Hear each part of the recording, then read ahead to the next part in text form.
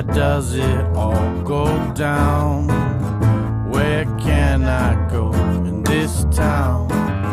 Where do all the boys hang around? At the Yoko Cigar Lounge, yeah. I'm stepping out tonight. I'm gonna go watch the fight. I'll smoke one for you, hanging out with Chuck and Boo. Welcome to Ocoee Cigar Lounge. I'm Chuck, also known as Blue, and you're cigaring with Chuck. Today we have with us Mr. Drew Watley Sr. Drew Watley Sr. That's right. One of my friends and cohorts. Today we're gonna smoke a Bolivar. What's it? The Cofradia. The number 654. Really Toro. nice. Mm-hmm. Yeah, It's gonna be the Toro. The Bolivar originally started out in Cuba. It's a Cuban brand. Of course. Yeah. Also has something to do with Mr. Padron, as far as the blender of this cigar. Right. Blend originator. This is a nice, smooth cigar. And when I took my wrapper off, the Your band came off also. Let's which speak is on okay. that for a minute, if you don't mind. What you got to That say? is a old Cuban custom where, as you know, most of the people that work in the cigar industry are actually not wealthy. Of course, your cigar industry owners are, and that's not to, throw shade any one way or the other. It's just that the removing of the band, the brand, name brand band, the removing of that was a customary thing, so that if I could only afford to smoke, let's say hypothetically, a $2 cigar, and my friend Blue here, better known as Chuck, or better known as Blue, either way, smokes a $20 cigar, it is etiquette that he removes his band so I don't feel embarrassed about smoking, sitting next to him and enjoying a cigar. So that is the reason behind removing the band. A lot of people don't know that. I want to stop you before you lit your cigar. Talk to me about it. Well, there's a thing such as a dry tasting. Right. Even before you toasted your foot, once you, clip your cap or however you open your cigar, I like a punch. And That's what I use. Right. And okay, you can do a tasting that is known as a dry taste. A lot of people, they do it probably without even thinking about it, but it is a thing in cigar smoking. So let me get right to. I want you to dry taste yours and talk to me about it. This cigar is well made. Got a little vein in it. Mm-hmm. It's a Honduran cigar, or Honduras. Connecticut broadleaf. Tobacco. Ecuador, Sumatra wrapper, combination of it.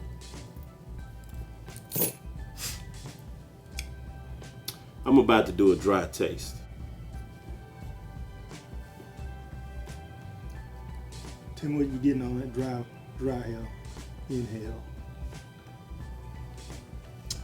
I am getting the earthy taste. Not as much as the spice, and that may come as I, fire up the foot of the cigar, ignite flame to the foot. Mm-hmm. But upon this dry taste, I am tasting the earthy essence of the cigar. Earthy essence. That's what I'm talking about. Let's give it a hit. While you getting lit up there, talk to me about you. Okay. Where you from? I'm from Chattanooga, Tennessee, right down the road here. Born there, born in 1969. The viewers out there, you can add the numbers up for the age. I probably look a lot younger than I am.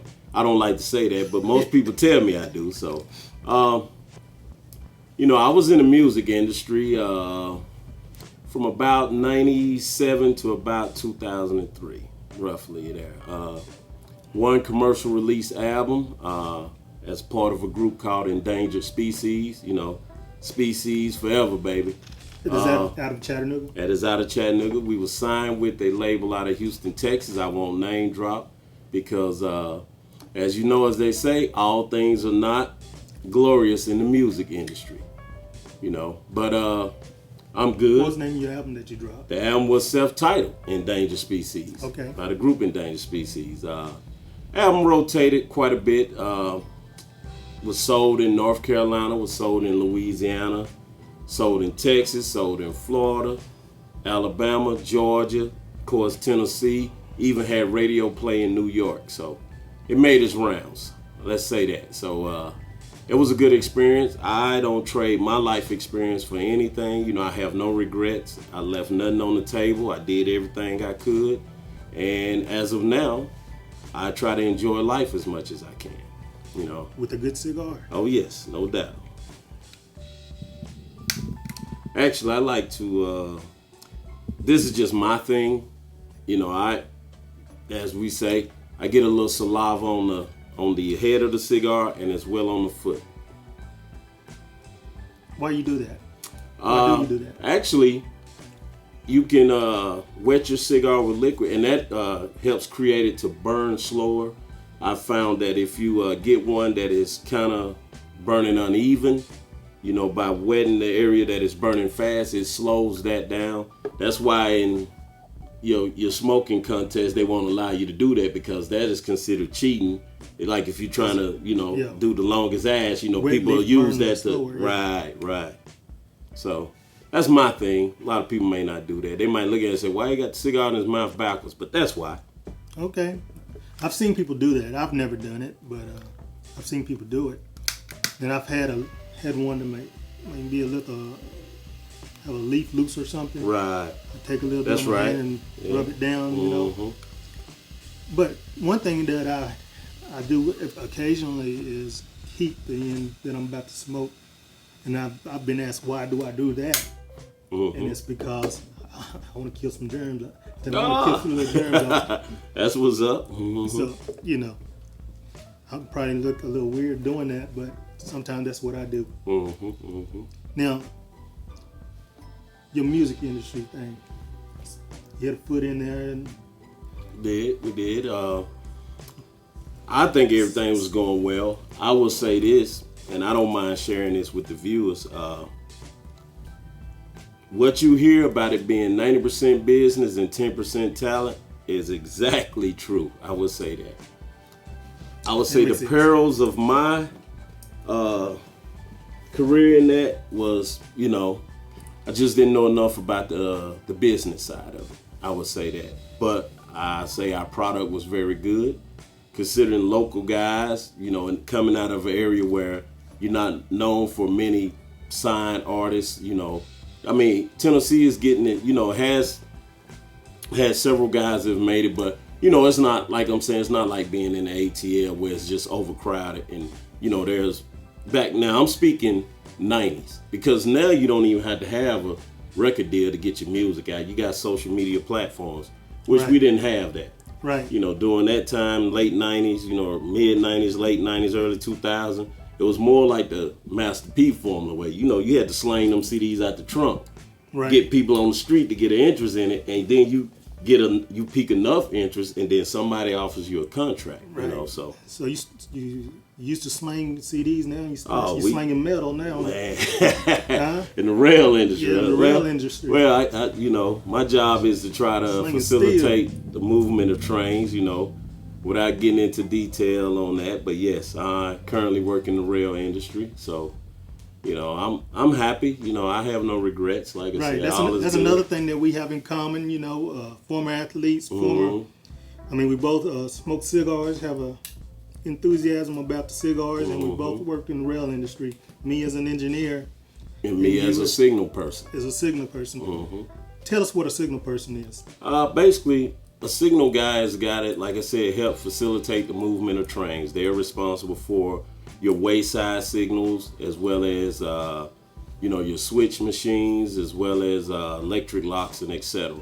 All these things facilitate the movement of trains on the track. So you're the one that when people see those lights flashing, right? That's you. That is me.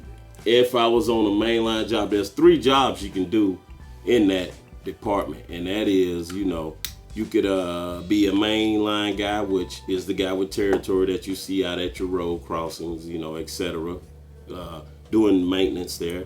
You could be on a construction force, which is the guys that actually install the crossings, you know, road grade crossings, as they say, for the coming folks, the railroad crossing that you come up to with the gates, you know, and installing, you know, signals, you know, right. Other equipment. On the main line.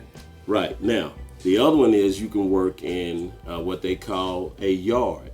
And in the yard, you do not have signals. You do everything by present detectors and all of that, without divulging too much info, because, you know, I did not mention the company, but, you know, the thing of it is, you start talking too much in detail about things, you got to have some permissible rights from the company, you know, so. But yeah, but of course, you know, I am also a Navy veteran, you know, so went in the Navy after high school. I was a Navy corpsman. We're gonna get into the Navy, but okay. Tell me what you like about the railroad. I mean, what you do there. Or why do you do it? Well, actually, it has become a passion of mine. But initially, I was in the medical field because I was a Navy corpsman. So okay. Upon there, I actually went back to school and got a electronic engineering tech degree, and I was doing that to actually stay somewhat in the medical field. So okay. Once I put all my resumes out to all the industries, you know, as far as medical device companies, electronic companies, as well as the railroad industry, I ended up getting hired in the railroad industry. So. I know the railroad love military guys. They do. They do. Mm-hmm. So I can see that happening. Now, why did you choose the Navy? That was actually a thing where me and one of my cousins, we went in buddy. You know, we was both like, it was like, you know, I'm not sure if I'm ready to go to college. And I was like, yeah, I'm not either. So we both said, hey man, we can't just sit around here. So he was like, man, I'm thinking about signing up for the Navy. I was like, if you do it, I do it. You know, I'm one of them kind of jump off in the deep water kind of guys, you know, back in the day, you know. Right. You know, wasn't scared of no challenge. So just like that on the humbug, hey man, I'm gonna sign up. You sign up, I'm gonna rock with you. I'm going. Let's do it, you know. And that's how that, you know, became that. So turned out good for you. Yeah, I can't complain, you know. No regrets, but like I said, if knowing then what I know now, I probably would have went on and done 20 years active, and, you know, could have had that little paper secured as well as what I'm doing now. Mm-hmm. So, you know. Where does it all go down?